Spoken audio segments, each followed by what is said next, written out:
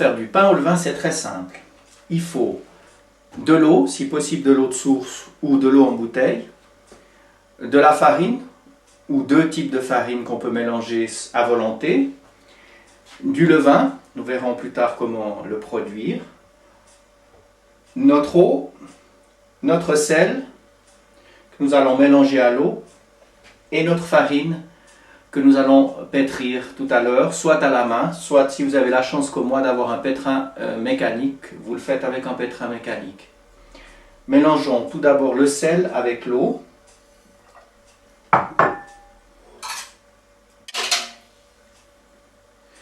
Nous avons ici 4 décilitres d'eau pour 700 g de farine, mais j'ai aujourd'hui décidé de mettre 1,4 kg, donc 2 fois 700 g de farine. J'ai donc mis 8 décilitres d'eau. Suivant les farines, on peut mettre un tout petit peu plus d'eau. Il faut voir à l'œil ou au toucher, lorsque votre farine est mélangée avec l'eau, quelle consistance elle a. Elle doit être collante, mais elle ne doit pas être visqueuse. Donc ça signifierait qu'elle est trop pleine d'eau. Pour 700 g de farine, on met 15 g de sel. Ici, pour 1,4 kg de farine, 8 décilitres d'eau et 30 g de sel. À vous de faire les divisions si nécessaire, si vous voulez faire plus ou moins de pain.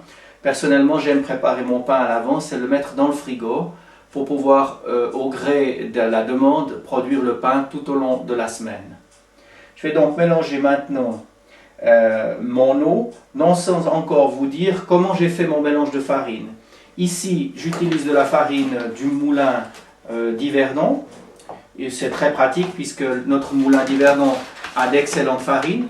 J'aime bien mélanger la farine paysan clair, mais on peut aussi prendre de la farine mi-blanche, qui est à peu près la même, avec de la farine bise spéciale foncée, qui contient du malt et du seigle, qui est une farine assez goûtue, mais qui est bien à mélanger, sinon le pain risque d'être vraiment trop fort. Donc je mélange.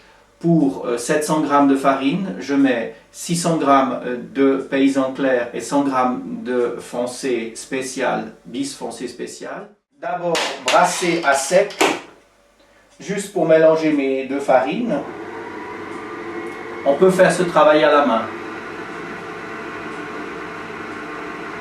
Une fois que mes farines sont mélangées, je vais malaxer cette farine jusqu'à l'obtention d'une pâte que je vais, pour le moment, je vais malaxer pendant environ une quinzaine de minutes, puis je vais laisser cette pâte reposer pendant 6 heures.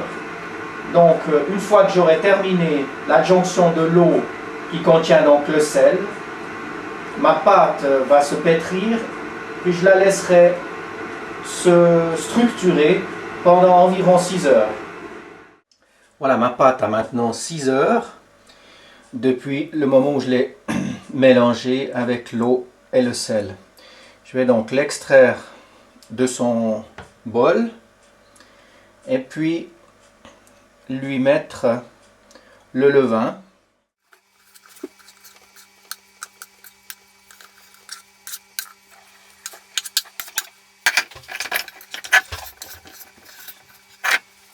Alors on constate que la pâte est très collante, hein? Donc il faut bien fariner dessous, sinon on ne la décolle plus. On voit déjà ici que c'est limite. Alors on a une belle texture qu'on peut vraiment bien étendre. Donc je vais simplement l'étirer un peu comme un tissu.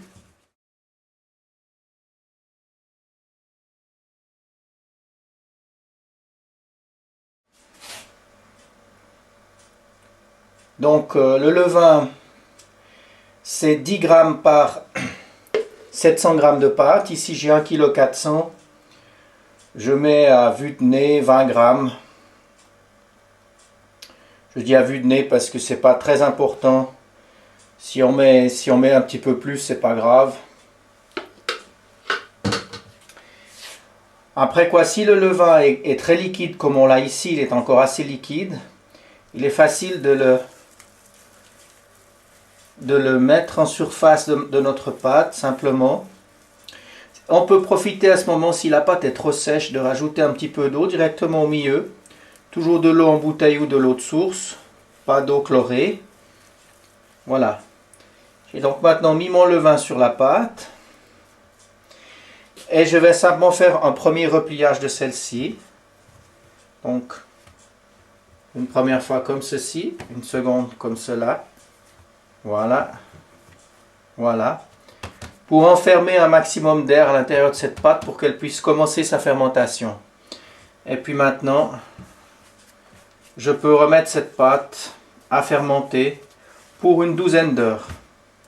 Voilà. Je vais replier ma pâte une première fois. Après 12 heures.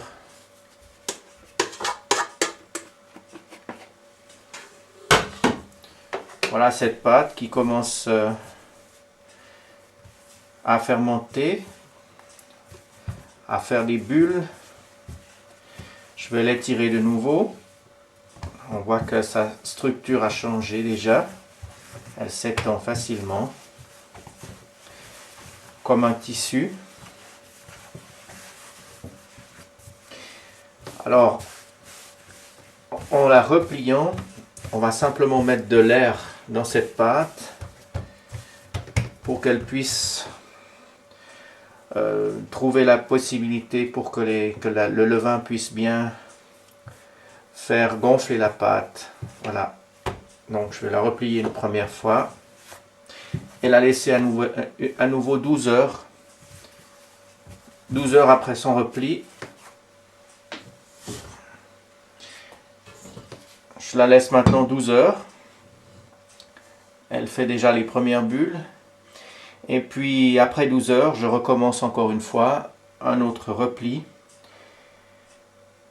Et ce sera le dernier. Je laisserai encore lever 12 heures. Voilà.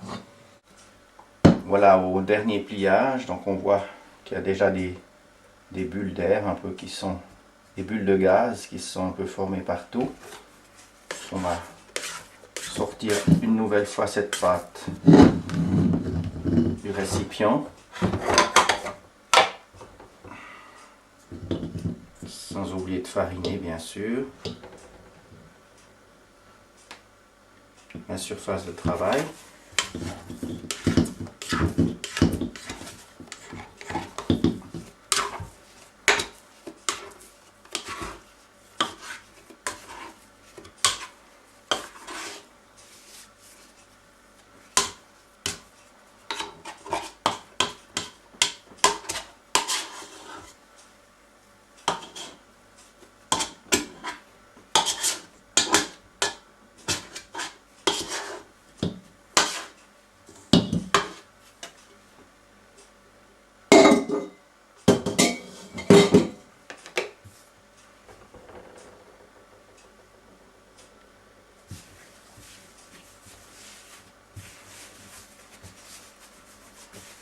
On voit la consistance de cette pâte qui est très agréable toujours.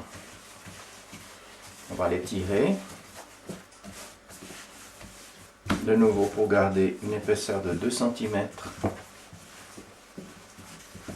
sur un gros disque.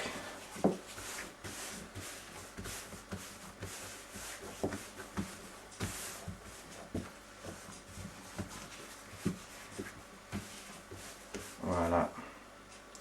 On va la replier une nouvelle fois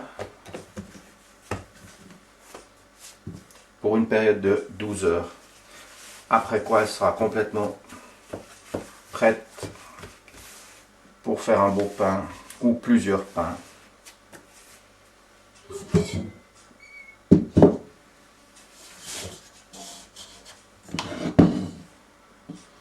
Donc il est clair qu'actuellement je vais la laisser dans son récipient dehors. Je vais juste la couvrir éventuellement avec un film ou en tout cas avec une assiette pour pas que l'humidité sorte. Et je la laisse donc à l'air ambiant, c'est-à-dire entre 20 et 30 degrés selon la température extérieure pour qu'elle puisse vraiment prendre toute sa maturité. Et donc dans 12 heures, je serai prêt pour faire le premier pain.